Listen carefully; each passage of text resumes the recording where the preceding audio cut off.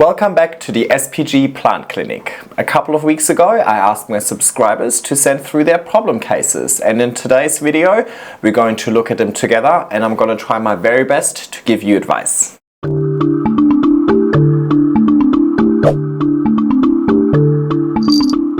Hey everybody, and welcome back to my YouTube channel. It is part 2 of the Dr. SPG Plant Clinic, and we've had 12 more submissions coming through of people asking for my advice. If you want to participate in part 3 of the SPG Plant Clinic, please have a look at the descriptions and you'll find the instructions on how to submit your problem cases for the next part. Also, if you haven't already, I would really appreciate if you would subscribe to my channel. It's free for you, but it really means the world to me. But let's get right into it, starting off with problem number 1. Nikki sent through this email. Hey Jan, I've got a 6-foot Adansonii on a D-shaped plastic moss pole, 4 vines on it, and I need to chop and extend it now, and I'm not sure what to do. Not all 4 vines go to the top yet, not all 4 are connected to the pole and all the way up/down. My concern is, if I chop those 4 lower on the pole, will all 4 survive? And is it possible to do 2 equal length chops to plant 2 poles side by side to keep most of the plant but have it much shorter and bushier? What do you suggest? Alrighty, let's have a look. By the way, if you hear these weird digestive noises in the background, that is not my stomach going crazy. That is a water bottle sitting somewhere on my Philodendron Glorious over there, and the water releasing sounds a bit odd today. Alright, so here's your Adansonii. It's on a moss pole. Nice. Yep, you can see you've got 4, maybe even 5. I think this is like a 5th one here, huh? 4 or 5 cuttings. Yep, you can see these 2 over here aren't really making contact with the moss pole, so I can't really grow a root system into the moss pole. But then here, yep, that's where the 4th one is starting to kind of get lost a little bit, and 1 has grown really nice and tall, kind of shooting the lights out. Yep, so you're using some Velcro. Again, I only very occasionally need to use something to kind of keep the plant on the poles. The plants should do that themselves. When I use something like Velcro, it's more so to point them in the right direction. I'm assuming you're using the Velcro because the roots haven't fully penetrated into the moss pole. Yep, as you can see over here, that one hasn't really made it into the moss pole. But over here you can see some nice ones. So you definitely have some roots within the moss pole, just not of all of the shoots. Alrighty, so really, first things first, it is also totally normal. I have many poles that I start with 4 or 5 different cuttings, and eventually through the chop and extend methods I start losing some of these cuttings because they never grow in the same speed. Now that's not necessarily a bad thing. I actually sometimes think it works out in our favor, because as the plant matures, the plant also needs more space. So if you then have 3 or 4 mature vines on one small moss pole, they would actually prevent each other from maturing to their full potential because they're competing for light, nutrients, space, and so on. So it's almost desired to have just 1 or 2 outperform the others so that those 1 or 2 can actually mature. With maturity, your plants will also most likely reduce their internodal spacing, so then they grow much bushier as they are, and then you don't really have to double plant them anymore. So in itself, I don't think this is necessarily a big issue, but I also every now and then don't appreciate it. Let's put it that way. So in this instance, I would try and prevent from doing a chop and extend where one of the vines only ends up having 1 or 2 nodes on the extension part of the chop. Because those 1 or 2 nodes have also had the least time to root into the pole, so would have the least root system, and they would be attached to the part of the pole that you're now putting into the pot. So most likely that cutting won't actually survive, or that cutting is going to have such a hard time recovering from the chop and re-establishing a root system that you kind of make the problem worse. It's now going to grow even slower than the main shoot. So then, at least by the next chop and extend, it definitely won't make it. So you're basically just pushing the issue into the future. So In this instance, I think it would be a good idea for you to, I don't see, on your photos, I can't see exactly where the third and fourth one kind of drop off and where that would be, but to be honest, what I would do is I would let that main shoot continuously grow, and only once it reaches the top of the pole, because I can see you've got a little bit of pole left to go. Once it reaches the top of the pole, it might be the only shoot that's actually still on the second part of the extension. I would then chop it. You then take the extension and you plant it right next to the other pole that still has all 4 shoots, one of them now cut, and then I would extend both of them, and then they're back on the same level. You know what I mean? Now they're all reached the top of their pole, and now they can all grow onto the extension again, if that makes sense. The chop and extend method is very flexible. You don't need to chop them exactly in half as well. Yes, you can chop them into 2 or 3 bits and plant them all next to each other and so on. But keep in mind that the smaller the segment that you chop, the less roots and leaves each section will have, the more likely it will reduce and go back to juvenile, which is not a bad thing if you want to keep a really nice and compact, small and lush pole. But if you also want to grow to maturity, then I would recommend not doing too many small sections, but rather go with larger sections instead. So that's what I would do, is I would let that one shoot the lights out, cut off the top pole and plant it back into the pot with the other shoots that are kind of, you know, lacking a little bit or are behind. That's personally what I would do. The other thing that I could recommend, which I have done frequently, and I really like it, but it is a little bit counterintuitive at the beginning, right? So I know it's not for everybody. What you could do is you could give the top cutting, the one that's currently shooting the lights out, you could clip off the top. Now you can take a top cutting and try and propagate that as well. I personally don't really like top cuttings. That top cutting is already developing its next leaf. If you now take a top cutting, that newest leaf is most likely going to be aborted, or it's going to rot within the petiole of the existing leaf and so on. I don't really like top cuttings. So what I often do is I actually just chop the growth off and I wait for it to reshoot without actually wanting to propagate the top. But you could propagate the top. Anyway, it's not about cutting the top part off and doing something with that. It's really about cutting the top off and letting that vine reshoot. Now, that reshooting is going to take a couple of weeks or maybe months, right? So basically the plant needs to redirect the growth hormones, and that buys the other plants, the other 3 vines, a bit of time to catch up to that. And the second thing is, often when you cut the top and the plant redistributes the growth hormones, it is likely, at least that happens with my Adansonii, it is likely that the plant is going to activate 2 or maybe even 3 growth points. So it could be that the top 2 nodes left on this vine that kind of you know, is performing the best, that the top 2 shoots will now regrow and grow 2 new vines. So you're then actually doubling the impact of that vine while also buying the other vines a little bit of time to catch up. But you will have this problem again and again and again. I would be very surprised if you manage to grow all 4 vines in a similar speed. So eventually you'll just need to kind of accept that not all 4 will make it, but instead you've got larger leaves. So it's kind of a bit of a trade-off. If you cut the top now, the top will revert, at least at the beginning, to smaller leaves, but potentially you get more of them. So you're giving your plant a bit of a setback to create volume, but you're losing the maturity a little bit. So it's kind of a trade-off. And ultimately, I can't necessarily answer that question for you because I don't necessarily know exactly what you're after. But I personally would probably want to grow the existing one a little more mature, let that reach the top, and then I would put it next to the existing pole. So what I suggested first.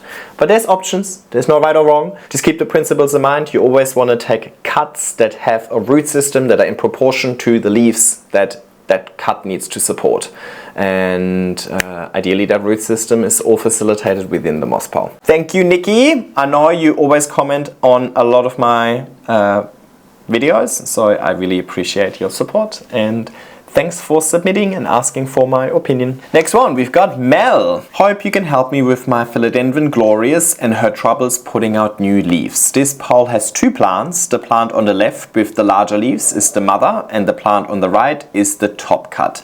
The plant on the right has developed a recurring issue when putting out new leaves. As you can see, the leaves strip in the same place over and over. Even the newest leaf unfurling has the same rip on the same part of the leaf. She's in a west window with bright indirect light. What could be causing such a weird problem? Let's have a look. Alright, so you're glorious. You've got the left, the mother plant, and on the right you've got the top cutting. Okay, we only have that one photo to go off. Hang on, maybe you send a video?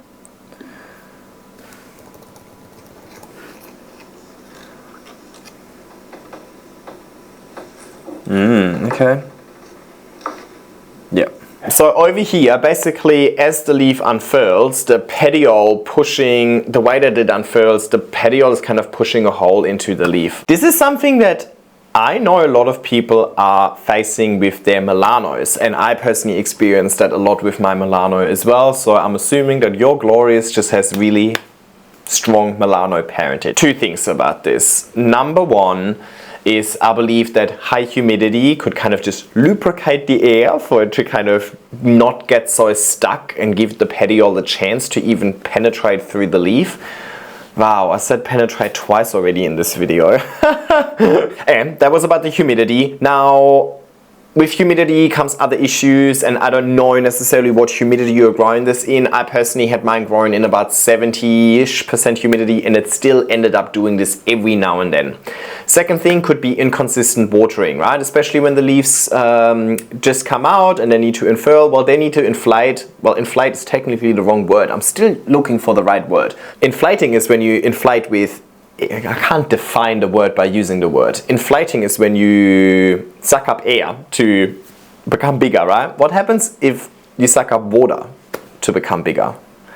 Is it still inflating? I don't know, but for lack of better terms, I will use inflate. A new leaf, you know, it comes out all curled up and then it needs to inflate with water. So it needs to have consistent access to water. So if you let it dry out a little bit too much during the process of unfurling, this could also happen. If there's any damage to the root systems, you provide water but the roots can't absorb the water, then this could also happen. I do believe this also happens in nature, even when the plant has great conditions, because you know, also in nature the watering is potentially inconsistent every now and then. But I understand that it's not necessarily super nice, and you don't necessarily want to look at it. So I think my best recommendation over here is definitely check your humidity, keep your watering really consistent, but also just stay patient. At some stage this leaf will stop growing from the petiole of the previous leaf and will start growing via cataphyll. And once my Milano started growing via cataphyll, I also have not encountered these ripping issues ever again. It seems to be a thing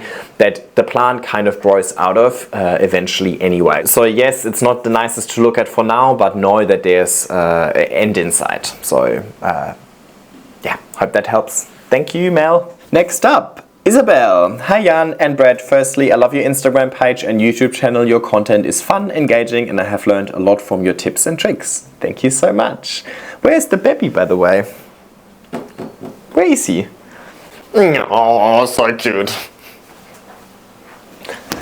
He's sleeping in his basket. We're not gonna wake him up. He did the night shift at the SPG Plant Clinic, so he's exhausted. Thank you for your inspiration to keep growing that plant collection. You're welcome. Guilty. I recently acquired a huge tall Philodendron Majestic from my local nursery that was shutting down. I'm based in Brisbane. She was a mother plant that was used to propagate. The pole is a perspex tube covered in foam with holes drilled into it. They put wood chips inside the tube and they watered her from the top. Wow, I'm curious to see that. I don't understand this. What? It's a perspex tube covered in foam. Covered in foam? Oh. She's about 2.5 meters, wow, but the bottom half of her is bare. So I'm thinking of using the chop and extend approach. What would Jan do? My concern is that I would be removing the root system in the pot and relying on the root system in the pole. I can't detach her roots from the pole as I can't dismantle the pole. I am pretty sure the root system in the pole is pretty established, so on the other hand, that's a positive. Appreciate any advice you have. Should I, shouldn't I? Thanks so much, Isabel. Without even looking at your photo, you definitely should. But let's have a look at it first and then see if I'm still of this opinion. Alright, I wish I could see the pole a little bit better. I can't really see the pole and what you're describing, but I can see the issue at hand. you have grown a majestic tree, or they have grown a majestic tree. The bottom part is all empty and the top is looking nice. Now, I would 100% chop this plant. Yes, when you chop this plant, of course, it's gonna lose a large chunk of its root system, but it already lost a large chunk of its leaves as well. So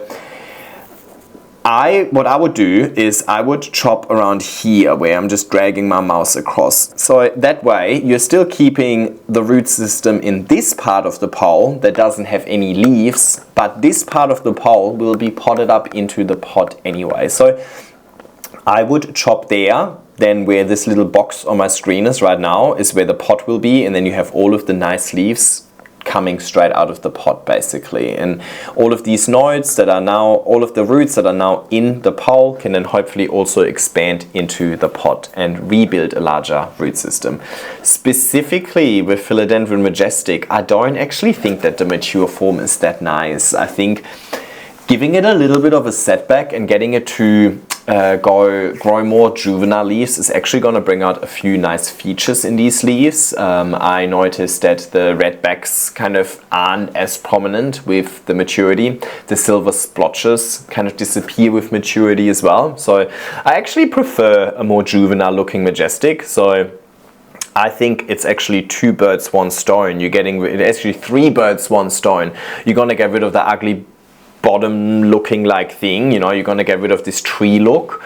You're going to get the leaves to kind of go a little smaller and nicer again, and you still have that entire bottom half left that will also reshoot. So you'll end up having 2 of these beautiful statement pieces. Plus that bottom part has this entire pot full of roots, so it's going to reshoot pretty nicely and pretty maturely straight away. So 100%. You will have to do it eventually. Yes, you can wait another, well, maybe you can wait 1 more season, wait for all of the shoots to reach the top of the pole, but you can't even extend this pole. You're already reaching the top of your ceiling.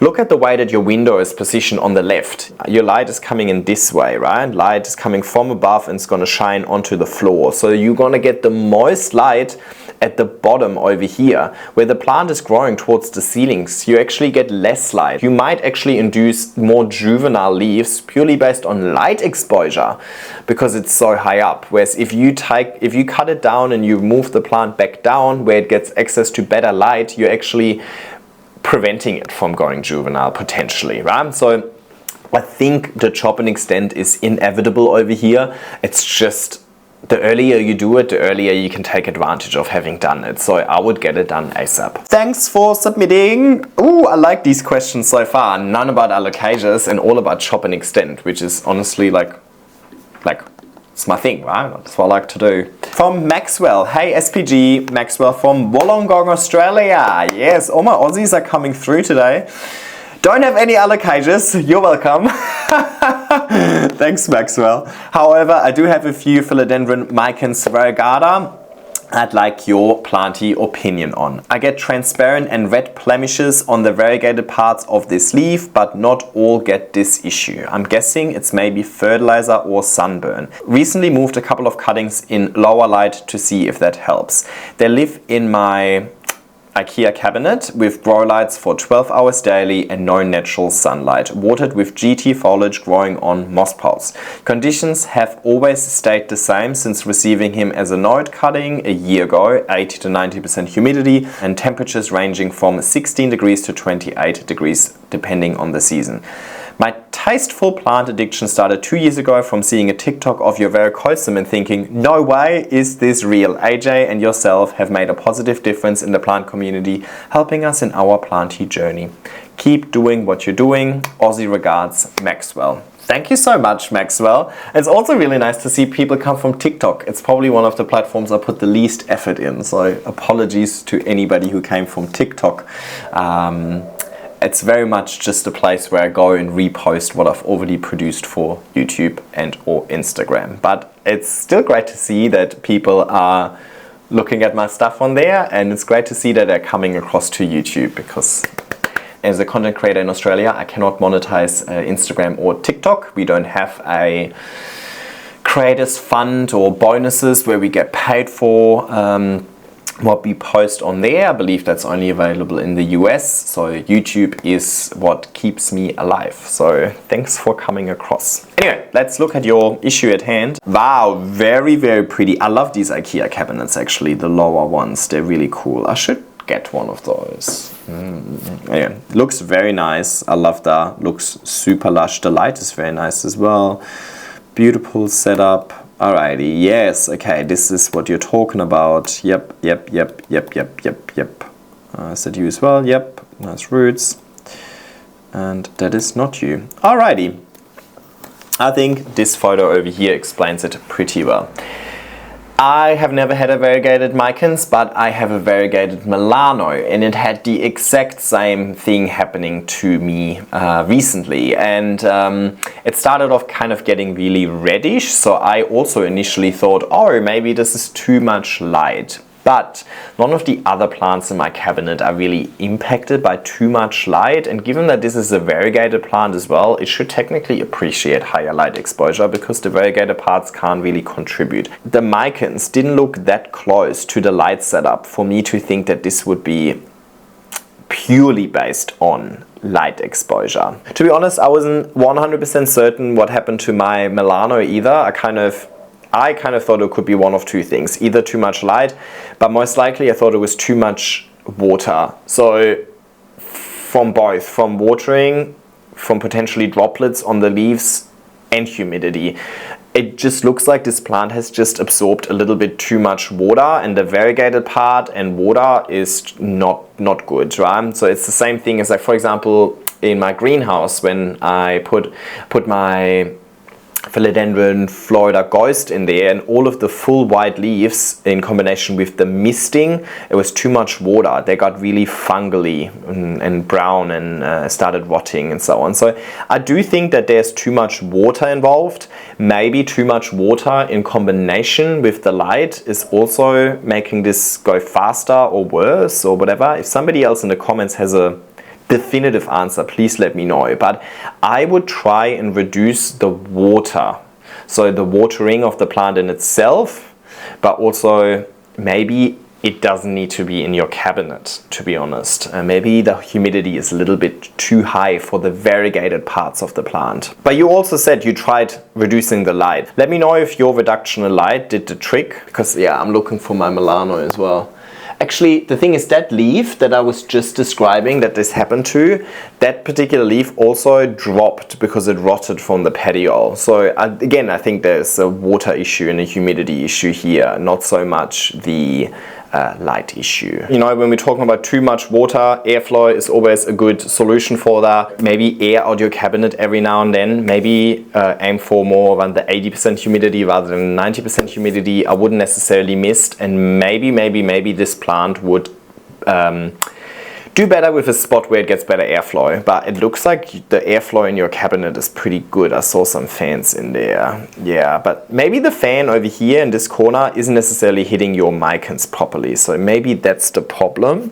Technically, I think these things can also happen from cold damage. Cold damage can also make your leaves look kind of translucent, but I doubt it would be cold damage within your IKEA cabinet, right? Thank you. And next one, we've got CJ. Hi, my name is CJ. I'm located in Northern California, US. I wanted to ask for advice on these two Anthuriums, Forgetii and Crystallinum, which constantly give me damaged leaves or just plain odd ones.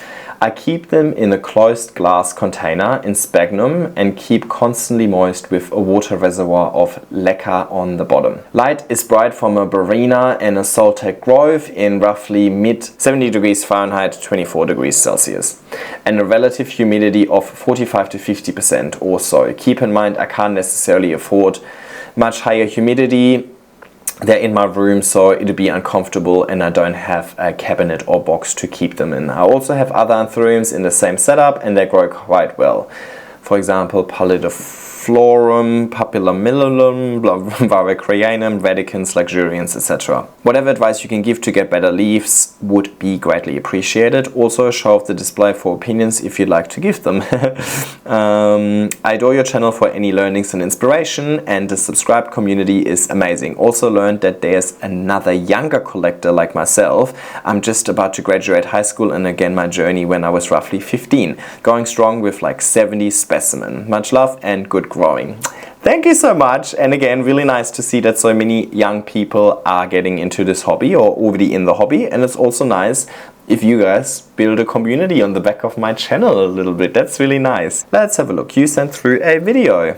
Okay, for some reason it doesn't let me flip the video, so I will just flip it in post-production, but for now I'm just gonna have to tilt my head. Forgetty eye here. Really odd-shaped leaves in a few spots. This one not too much, but I mean... I didn't find it to be oddly shaped. I think that's pretty normal shape, no? The cartlet's still odd. A little bit of browning, although that may have been a heat wave. Again, not too sure. Crystallinum in this corner. Yeah, that one's very jankety. That one is oddly shaped. This one's quite damaged. It's finally giving me a new leaf after a while, but still a bit damaged. Here's the Radicans X luxurians. It's been doing just fine. And then I pull it a form up here. Quick Spiritus flex just for fun. Definitely a favorite. And the entire display, if you'd like to give opinions. Personally love it myself, but good enough. Thank you. Love the videos. Alrighty, thank you. I think this looks really cool, and you've got good taste in plants. I actually really like that Luxurians Radicans hybrid. I would love one of those. Now, let's look at your issue at hand. So first of all, I think this...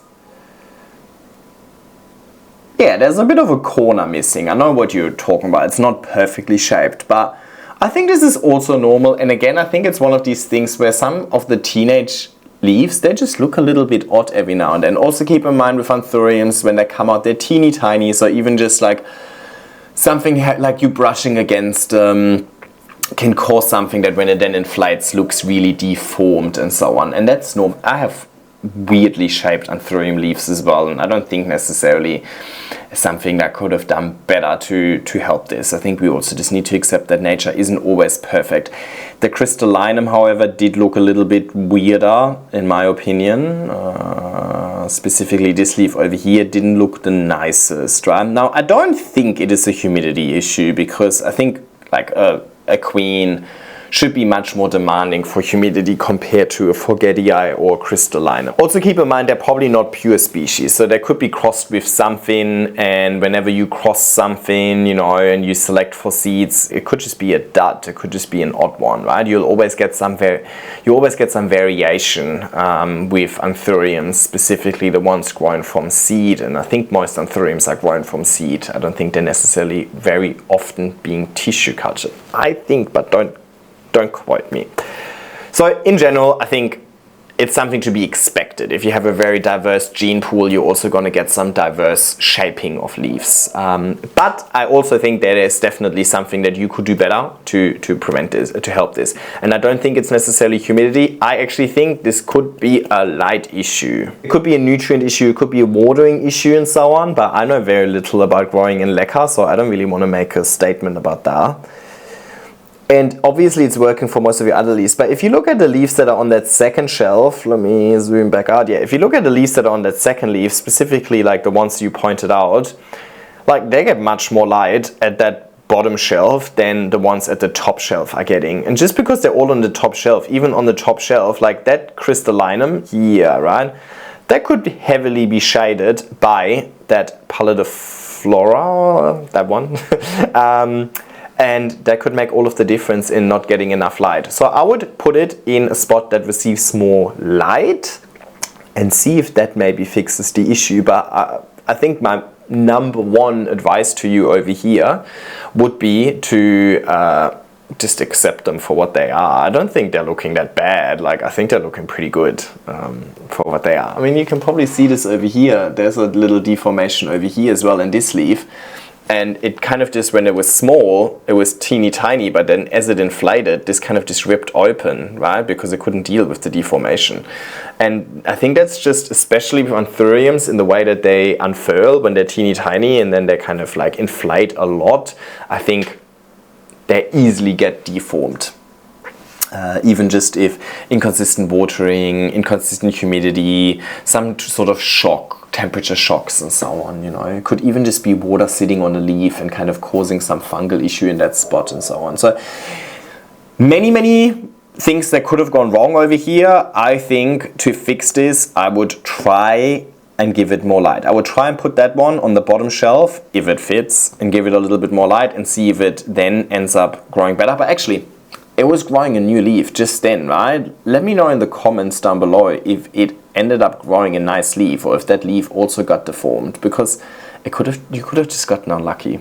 I feel like I'm not being super useful here. Next one, we've got Wong from Malaysia. Nice. Alright, you are my main influencer that brings me into moss pot growing journey due to your amazing content on YouTube and Instagram. Thank you so much. My growing tips are like yours, just with some modification, as the area I live currently got hit with level 1 heat waves. The daily maximum temp is 35 to 37 degrees Celsius. Happy days. Sounds like summer in Australia. Humidity might be a bit lower. To overcome the hot weather, I always water my plants twice a day. Wow. I feed with GT foliage weekly and pot it with chunky aroid mix. I grow my plants under the porch because it has the best airflow. Sounds really good so far. So far, my plants are mostly thriving in this hot weather. Back to the topic, I owned a Milano almost 1 year ago. I noticed my Milano started to have abnormal growth from May 2024 because it keeps activating the new growth point. The main shoots have grown slower and I just removed an unfurling leaf because it started browning. Browning on new shoots is fine to me because I know it will grow in next leaves.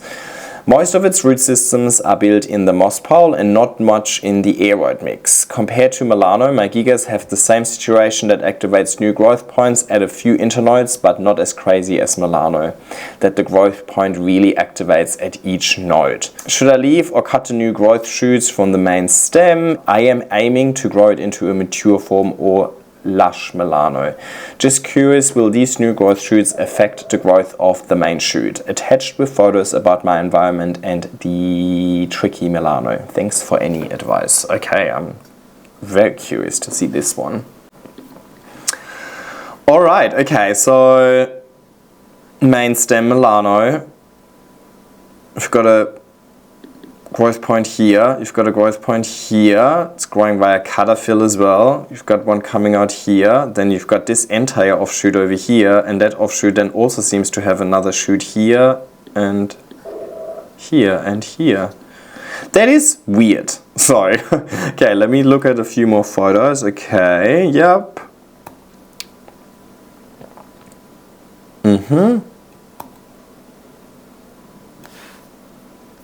Okay, so the main shoot over here, looks like the main shoot had rot. Keep that one in mind.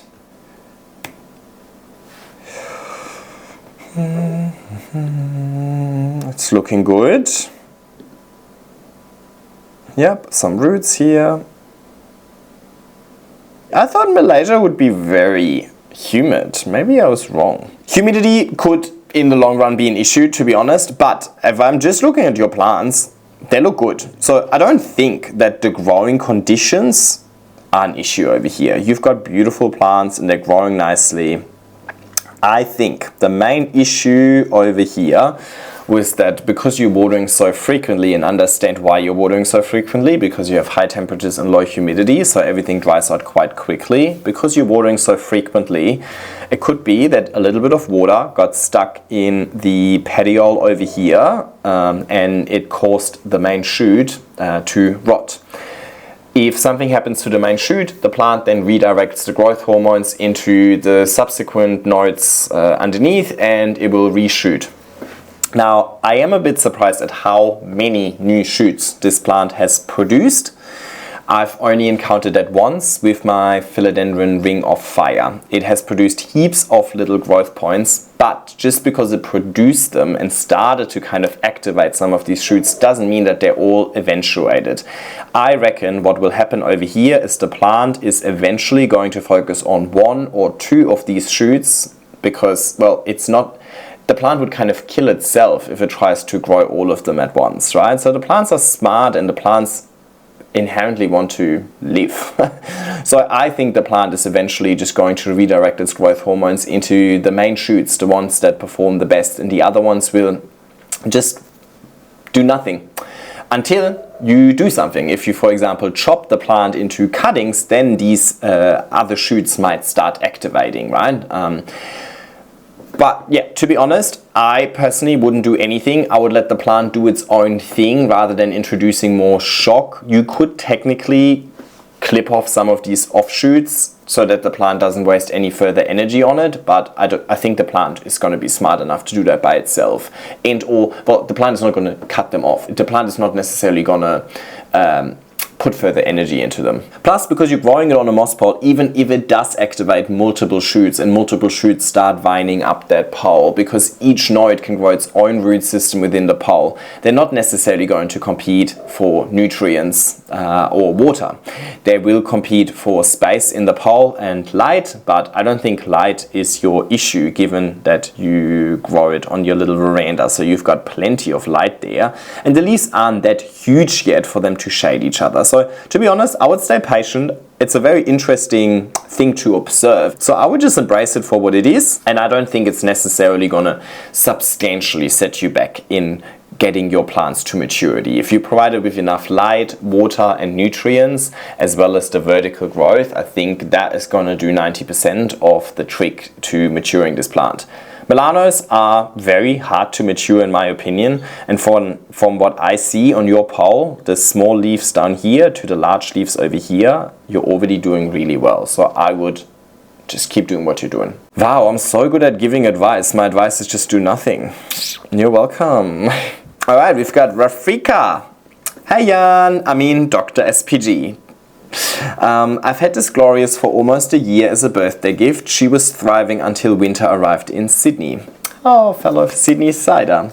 She's been in a spot with low to medium light, which is fine in spring and summer, but as the light diminished, she started to struggle and develop root rot. This is my first winter with plants, and I've learned a lot about what not to do next year. She has some marks on her leaves, they're from mechanical damage. She hasn't had any pests in my care so far and has produced a lot of extra floral nectaries. I do clean it every couple of weeks.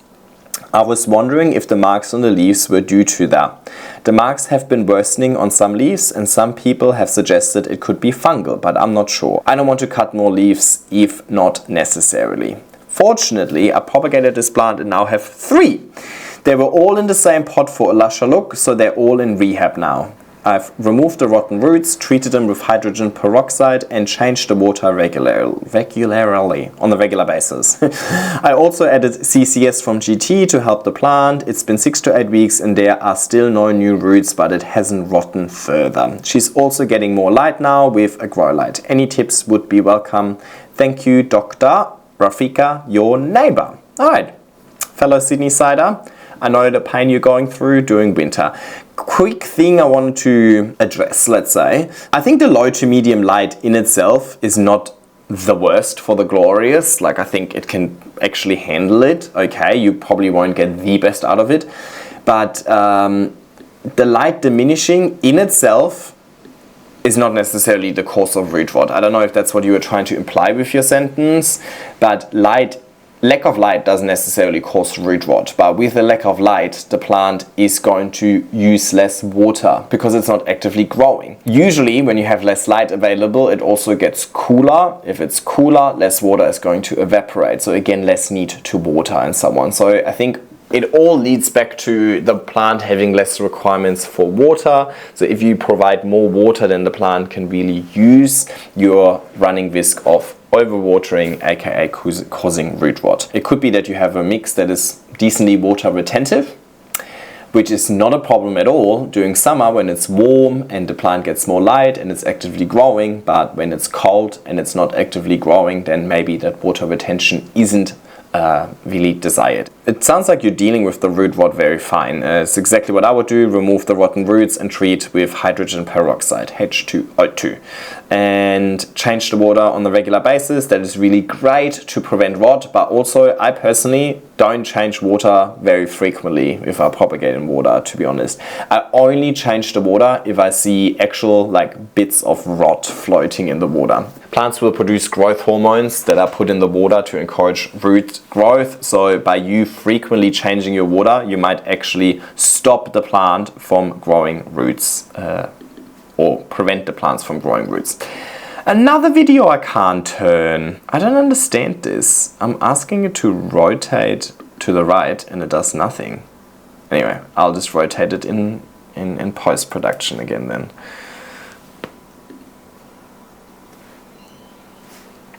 Oh, okay. These spots don't look like extra floral nectary damage to me.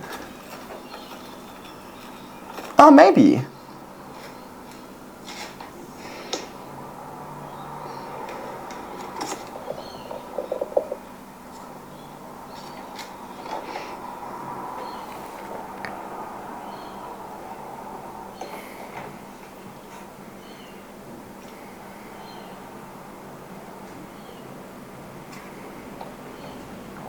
So that did not look like extra floral nectary damage to me. In my first Dr. SPG video, there was a lady that had extra floral nectary damage, and it was much more like pointy. There was like little dots, right? Because each extra floral nectary is gonna secrete like a little drop of nectar, and then when the sun hits it, it kind of just burns it a little bit. This to me actually looks, especially with the kind of like the soft edges, and it's, you know, it looks a bit either viral or fungal. Sometimes there's just not really much you can do about it. You can try, yeah, look at these kind of soft edges, like it looks a bit viral or fungal to me. But that doesn't necessarily mean that this plant is gonna die. I would monitor it for sure and make sure that it doesn't spread any further. Usually plants can kind of just outgrow this and overcome this by themselves, especially if they're happy and healthy, and or there's very little you can actually do about it. But the plant in itself still looks quite healthy. I would just monitor it closely to ensure it doesn't spread. But yeah, that does look weird. The video isn't the best resolution as well, but in general it looks like it could also have had a bit of spider mites. It looks like there's lots of tiny little white dots. There could have been spider mites, but I've never seen, I don't think these actual splotches that you're referring to would be spider mite damage. They wouldn't necessarily group in little groups like that. It looks viral or fungal to me. What you really wanted to know is what you can do to, because, well, you already identified that it was unhealthy, and I can see that you're propagating it in water at the moment. So yeah, my recommendation would be don't bother changing the water too frequently.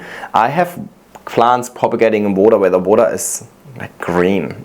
Not saying that's desired, but I forgot about it, and it's fine, right? Like I don't think you need to change it as frequently as people on the internet say you should, unless of course there's actively something rotting in there, and then obviously the rot can spread through the water as well. But I wouldn't change it too frequently. Now, I personally actually have had much better success propagating any of my velvet philodendron in moss. And given that you've got a couple of them, maybe try one in water, one in moss, and so on. See what sticks. Irrespective of if your plant is already potted up or still propagating or whatever, it all comes back down to conditions as well. So if you want this plant to thrive and grow root systems again, the plant need to have energy that comes through light, right? So you need to keep it somewhere warm and somewhere bright to really get some root growth happening over here. And luckily we're going into the warmer season, so propagation is going to be much more successful during spring and summer, unless of course you can supplement your conditions, or you have like a IKEA cabinet, for example, where the plant doesn't really experience the colder season regardless. So that would be my recommendation. If you do water, don't change it too frequently, but moss would be my go-to, and keep a close eye on these spots to make sure they don't spread, and hopefully new growth won't show any of it. But overall the plant is looking pretty good and pretty large, so you know what you're doing. For the next 9 months or so, growing plants in Sydney is going to be much easier than it was over the last 3 for sure. Next up we've got Nicole. Hi Dr. SPG, I'm Nicole and I'm from Kentucky in the US. We're right below Ohio, if that helps give you an idea. Yes, last video everybody was from Ohio, so now I know. You should be pretty much dead in the center then, no? Somewhere? Ooh. It gets very humid here in the summers outside, but the humidity fluctuates in my house with the AC periodically,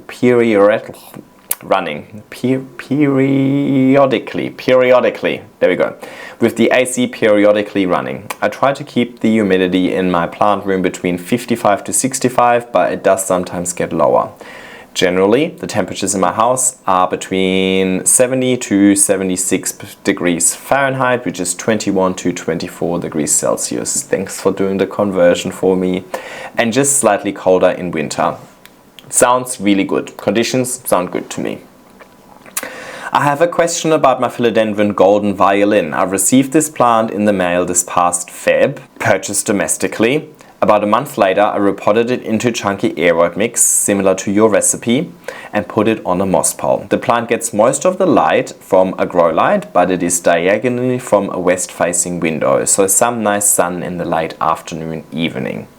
It's fully attached to the moss pole and has been growing quickly. The leaves have been sizing up, but the most recent leaf came from the petiole of the previous leaf. That really confused me because the last 5 leaves didn't come from the previous petiole. Is my plant losing its maturity? I'm not too concerned because the last leaf was bigger than the previous one, and it still isn't fully hardened off yet, but it still seems strange. Everything else makes me think the plant is healthy / happy. I can already see the tip of the next leaf emerging from the newest leaf's petiole as well. I've attached a few pictures, so hopefully you can see what I'm talking about. Also, my cat decided he wanted to be in one of the photos. The older leaves are a little beaten up, but it's only from my cat knocking it over. Oh, you had me at cat. So let's have a good look at your plant. Alrighty, here we go, golden violin. I've actually I've heard of the plant, but never really encountered it. Yep, and straight up, you can definitely see a consistent increase in leaf size for all of the leaves. So good on you, and a significant increase in leaf size with the last couple specifically. So you're definitely giving it the right conditions. Perfect. Yep, okay, and over here we can really see that. Okay, so you can see that this leaf over here, for example, this petiole over here is not empty, you know what I mean? It doesn't have like the little split over here. It then started growing from here. You seem to have like an empty, you have this and this over here. I don't know what the technical term for this is. So the plant would have been growing via cutter fill, and then it looks like eventually it was growing empty nodes, like one empty node here and maybe one empty node there as well. So it's basically where the cutter fill, instead of pushing out a leaf and a cutter fill, it's just pushing out the next cutter fill. Maybe it's a bit hard to see from this photo. But basically from here upwards again, it grew a leaf, and then now the next leaf is coming out of the leaf, out of the petiole, right? So this was where the next leaf was coming from, and so on. Oh my god, what a cutie. Oh my god, he's wearing a jumper. What a cutie pie. Yeah, okay, here you can see it again. So definitely something happened between this leaf and this leaf that made the plant grow these 2 empty nodes over here. Or this 1 empty node here. Roots look good. So I don't know if you maybe repotted the plant in that time. I don't know if there's something happened to the plant that might have kind of just stressed out the plant a little bit, and kind of put a bit of a spanner in the works, but at the end of the day, it doesn't really matter because the plant is still maturing and growing larger leaves, and that's basically what we want. Now, I wouldn't stress about it. I don't think there's anything that you've done wrong that would have caused that. I don't think there's any need for concern over here, really. I do think it's odd, and it's the opposite of what I expect. I would expect the plant to grow from the petiole when it's juvenile, and then eventually grow from cataphyll, and then keep going, unless there's a reason for it to go back to more juvenile, for example, a cut. But as part of that, I would also expect the leaves to reduce in maturity. It's the size and the shape of the leaf is telling me that it's continuously maturing. So no need for concern over here, in my humble opinion, but it is definitely an odd observation. So thanks for sharing that. And maybe what it just teaches us is that, you know, nature is a little bit unpredictable after all, and doesn't necessarily always work perfectly. And yeah, looks good. Next one, we've got Corinne. Thank you for doing these videos. I've been a big fan for quite a while now and look forward to your videos every Tuesday and Thursday. You have revolutionized my plant care game. Thank you so much, Corinne. I'm in Brisbane, Queensland. The Aussies are coming through. And I have 2 plants on moss poles that I'd love to get your advice on. They live together in the same position on my outdoor covered patio. First is my glorious, which I got in January this year. The existing leaves started to go yellow, but have kind of stopped, and some of the newer leaves are hardening off with this yellow color already to them, and I'm wondering why this might be. They are under a 25 watt grow light for 15 hours a day, standing in front of them. I actually made the stand myself because I'm too cheap to buy the beautiful vertical mother lights, so this was my alternative solution to get height. They sit about 40 centimeters away from the light and are both potted in 14 centimeter pots with chunky aroid mix, which I copied from your video.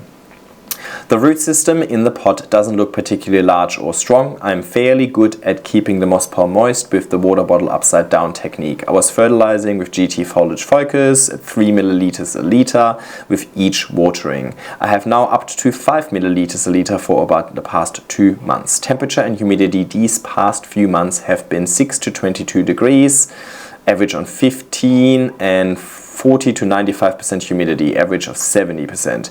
Early in the year was 20 to 40 and 49 to 95.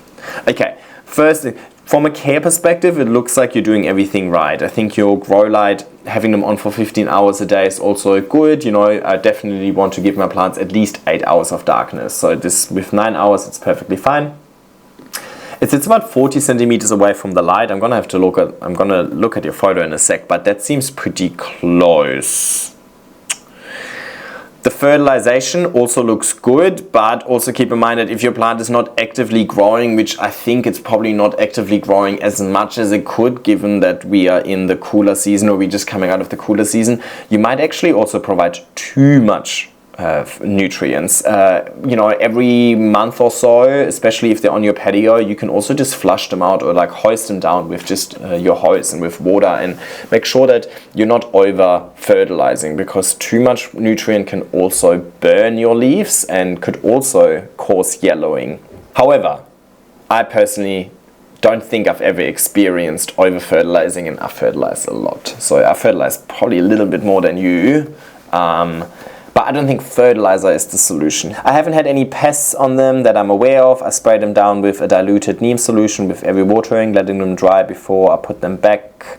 I wonder if maybe I was under fertilizing initially, which is why I increased the strength, or was I maybe over watering at times, causing some root rot.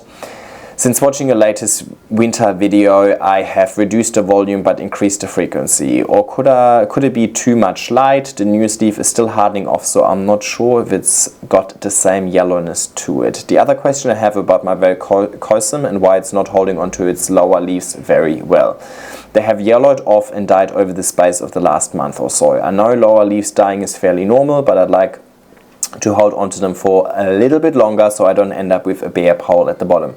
Do you think the increase in fertilizer strength might help it hold onto them for a bit longer, or is there something else you can suggest? Thank you so much in advance for your time and advice, Corinne.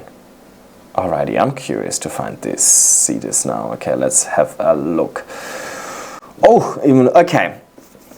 I know what you're talking about the yellow leaves. I don't think this is overwatering. I don't think this is root rot. With root rot, I would expect these leaves to be much more droopy and go much yellower and consistently go yellow. If it's caused by root rot and the plant has decided that this leaf is going to be sacrificed, it will go yellower and yellower over time until the plant drops the leaf. It would not ever stop the yellowing, if you know what I mean. And you said in your email at the beginning that eventually the yellowing stops. Let's have a look at the other photos. Okay, Glorious in January 24. So over here you can see it definitely had a nice dark color and it did not have any of the yellow. Same with your Splendid on the left and your Verrucosum on the right. By the way, your conditions have crazy fluctuations. They were really up and down, but clearly your plants are still happy, so that's a good one to know. Okay, February, you can see it's definitely started yellowing a little bit over there. Oh, this doesn't look very healthy. This could be viral, actually, to be honest. Okay, over here this leaf looks healthy-ish. That's the setup. Yeah, you can see your Verrucosum over here as well is getting very yellow. Okay. Yeah. When you look at this leaf over here, for example, I reckon a lot of people would probably initially think this could be mosaic virus because it looks like mosaic, but actually I think then the second thing that my brain goes to would maybe it's nutrient deficient, because if a leaf is really bleached out and like light in color rather than really dark, it could also be that it's nutrient deficient, but I reckon it is actually just too much light. I think this is just bleached out, because if you think... Oh, hang on, I got a delivery. Oh, I'm not expecting a delivery. What's this? Okay, I'm back and I need to change my battery, but let's wrap this one up. I reckon this grow light is just too close to your plant. Especially the velvets. Yes, light sets the potential, but that doesn't mean that the more light, the more potential. You need to optimize the light, and optimizing the light doesn't always mean that you need to give it more. I reckon this light is just a bit too strong for these velvets or just too close. My Glorious in the back corner is a good meter away from my mother grow lights over here. Most of my plants are almost a meter away from that grow light. It depends. Some are a little bit closer than others. Fairly certain that this would be a light issue over here. Maybe a combination, maybe it's also a little bit of nutrient deficient, which then kind of like exaggerates the issue and so on, but I reckon light in itself should fix it. Specifically, if we're looking at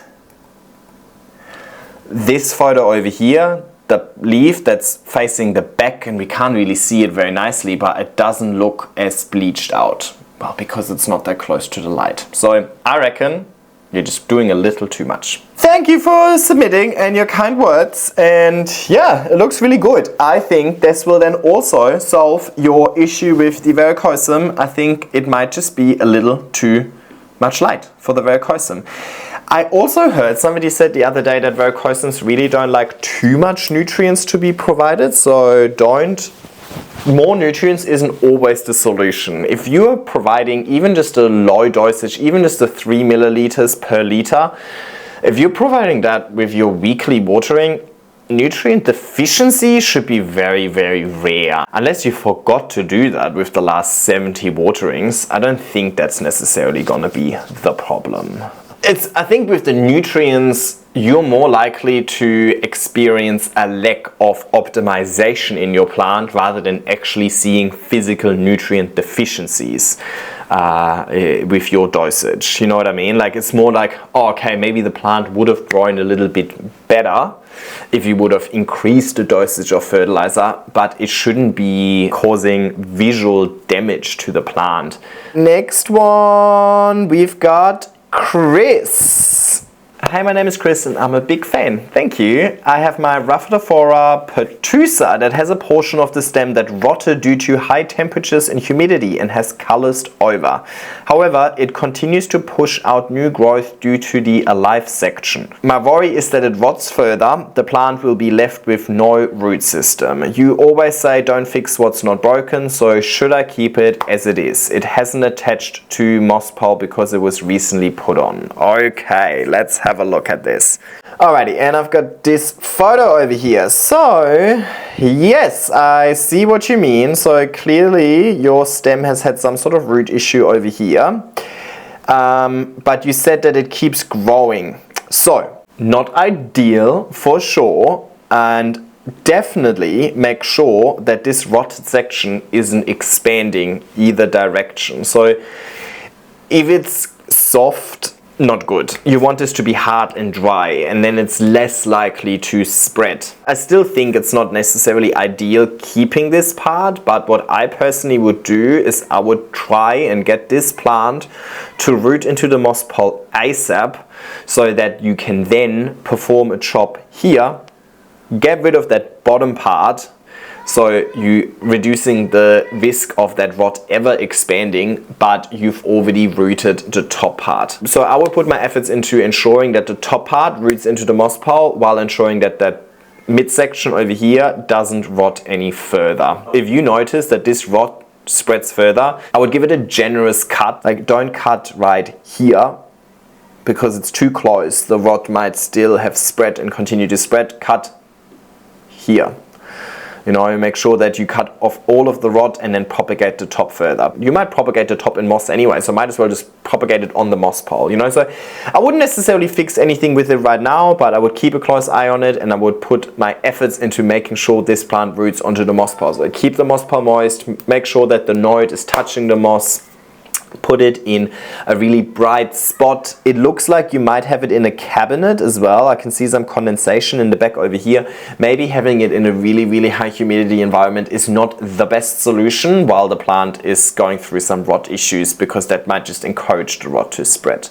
You're right, don't fix what's not broken. If the plant is actively growing right now, take advantage of that active growth and make sure it grows into the pole, so you've got that security. Thank you, Chris. Let's move on to the next one. Bartek, hi Jan, I have a problem with Anthurium seedlings, a hybrid of crystallinum and papillamillum.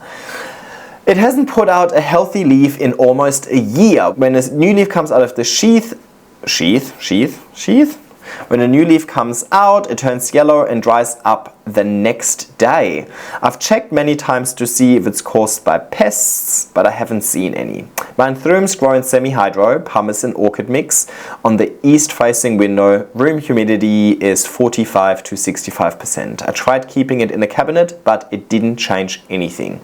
Any idea what to do with it? I admit I would have gotten rid of this plant long ago if it weren't so sentimental to me. The roots are in good condition, which was surprising. A month ago I repotted the plant because all 4 seedlings were growing in one pot, and I thought maybe they were too crowded and that's why they were having trouble developing a healthy leaf.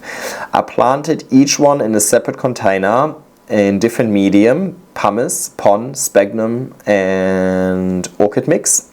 After repotting, each of them put out a new leaf, but it still hasn't developed, as you can see on the pictures. I'll also put some of them in the cabinet where the humidity is about 90%. Maybe I'll increase the fertilizer dose for some of them. If nothing changes by the end of the year, I might have to say goodbye to them. At least that's my resolution. From Poland. First of all, let's focus on the good news. Good news is that it's growing. If it was really unhappy and it would have an unhealthy root system, it wouldn't be growing. Now your problem is that it's growing, but then it's kind of aborting the growth, right? So that to me initially would show that I don't think it's necessarily a medium issue, because I think if it was a medium issue, then it wouldn't even grow in the first place. I think it's more a conditional issue. So as soon as the leaf gets exposed to wherever it is, it does not like the conditions. So it could be that the humidity is too low. Also keep in mind that when you're growing plants from seeds, you don't even know if these seeds are all viable. Just because they started growing some leaves doesn't mean that they're a viable seed to actually ever grow up. Especially if it happens with 4 different seedlings in 4 different mediums in different conditions of your house. At some stage, we might have to just accept that it's something wrong with the plant. Just because you are able to make a hybrid out of 2 plants doesn't mean that you should. Doesn't mean that it's going to be a good one, right? Now, from what you've explained, is you're trying out a lot. You're doing all of the trial and error in the world over here. I don't think nutrient deficiency would be an issue so super early on in the stage for this plant either. The one that you've got in orchid mix, for example, that should get some nutrients from the bark, even just a little bit, whereas the one in pumice probably wants the nutrients to be provided. So if you would see a difference between those two, then maybe you could say, oh, it's probably a nutrient deficiency, but I don't think so. I think it's either a conditional thing or it could just be this plant isn't meant to be thing. I hate that I can't give you like definitive answers. Sometimes when leaves come out and then they don't properly unfurl, it could be that there's little thrips hiding in them, but you also said you checked for pests and you can't see any. So based on your email, it sounds like you've already done a lot of troubleshooting and you're trying. I have the same thing happening with my Anthurium veitchii, also growing from seed. I had 10 seeds, only 1 actually survived, and that one, it is somewhat growing, but it also deforms sometimes. Sometimes it's not growing for many, many months in a row. It's now like 4 years old and still a teeny tiny plant. So with that one, and I tried many positions. I tried my greenhouse, my cabinet, outside of the greenhouse, right in front of the grow light, in a darker corner, higher humidity, lower humidity. I tried everything with this plant. Nothing really seems to do the trick, which makes me think that actually it's just a dud. It's just not a viable plant. I have my big pot of crystallinum over here, and there's always a few seeds that shoot the lights out, even though they're all provided with the same conditions, the same everything, right? So some seeds just have a better chance of surviving. They just have more desire to live than others. And it's a bit unfortunate that all 4 of yours are doing this. Question, obviously just talking to myself here, you can't really answer, but it would be a good, I would be very curious to see if anybody else has gotten a batch of the same seeds and has had more success, or if this is maybe just a batch of seeds that is not nice, not good. To be honest, that is most likely going to be the answer. Because you tried so much, it shouldn't be that hard. And if it's honestly that hard to grow the plant, then maybe it's not a good plant to grow. But yeah, I understand sometimes you have sentimental value and you really want to make it work, and the plant is also not dead. It is still somewhat growing, so it's kind of extra frustrating. At least die already, then you would have clarity, right? But I'm sorry, Bartek, I can't really help you. Last one, we've got Carolyn. I may not have this right, but I thought I would try my Rojo Congo and my golden crocodile philodendron in an east-facing window. I live in Kentucky, United States, and all my other plants are doing fine. Even the 2 with spots are growing well. I would just like to know what may be causing the spots. Thank you so much for any insight. Alrighty, over here. Initial thought would be extra floral nectaries. Second thought is rust fungus. I've noticed this on all of these tiger toothy-ish plants, you know, the philodendron narrow, the ring of fire, all of those. They seem to be really susceptible to rust fungus. I do think this is rust fungus, and a quick Google search confirms that that's what a lot of people online are thinking as well. And apparently just an easy fungicide should help with that. I have that on my ring of fire, and you know what, I do absolutely nothing with it. And you know, with fungal issues, people say to be really careful because it can very easily spread. I've had that plant for 2 years, almost 2 years, maybe more than 2 years, definitely more than 2 years, and it hasn't spread to any of my other plants. I wouldn't be concerned about that part. If you really want to, you could isolate it. You could use a fungicide to address the rust fungus. You won't magically repair the existing leaves, but hopefully on new leaves going forward you won't have the same issue. You know what, I should probably do that too with my ring of fire. I think with the ring of fire because it already has the variegation, these little spots aren't so dominant, but on yours I can understand how this could kind of annoy you a little bit. So hopefully a fungicide should fix that. I almost feel like this one I added a little bit of value. And that is it. I hope this was of value to you. I know I'm not the most scientific person when it comes to these things, but I know what it's like to be a plant grower. So I hope that my advice comes across as, you know, coming from a friend who's going through the same rather than coming from an expert who's studied this. And I hope that makes it easier to digest for you. I don't know. But I also know that there's a lot of things that I don't know, and if I don't know, I won't make up some sort of advice just to sound good, right? I have no issues in telling you that there's things that I don't know. I know that some people have an issue with that. I've had the feedback that it is my obligation to research and do better as a plant influencer, but I highly disagree. We don't all need to be botanists or horticulturalists. If you want the advice from a botanist who studied this, then why don't you go to a botanist and ask them? They probably won't give you their advice for free though. What I can offer is I can offer my experience shared with you freely on social media, but yeah, it comes with limitations. It will be based on my experience and not based on years and years of study. You can't expect years and years of study but then want free advice. It's one or the other. Most of the people were really happy and grateful with this sort of concept, so I do want to keep doing it because I think it added a lot more value than I initially anticipated, so that was really nice. So thank you for anybody who left a comment under the first part. I was really self-conscious about doing the video because I wasn't too sure how much value I can actually add, so reading all of your comments saying that it was actually really helpful to you really made me want to do a part 2 and then hopefully a part 3 and so on. So please never underestimate how important it is to leave a comment.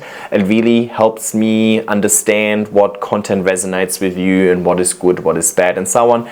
But if you're just here to leave a nasty comment, then just click away. Like, we don't need that actually. You know, constructive feedback, that's okay, but please don't take your opinions and impose them on me and tell me how I should be doing my hobby and my channel. If you don't agree with it, nobody's forced to watch. Anyway, let's not let a couple of people bring down the mood, and instead let's focus on the positivity. Thank you so much for everybody who submitted. Thank you so much for everybody who is watching my content and learning from my content, and hopefully we all enjoy this hobby a little bit more as a result of it. If you watched all the way, leave a hospital emoji in the comment section down below, and hopefully I'll see you next time. Bye!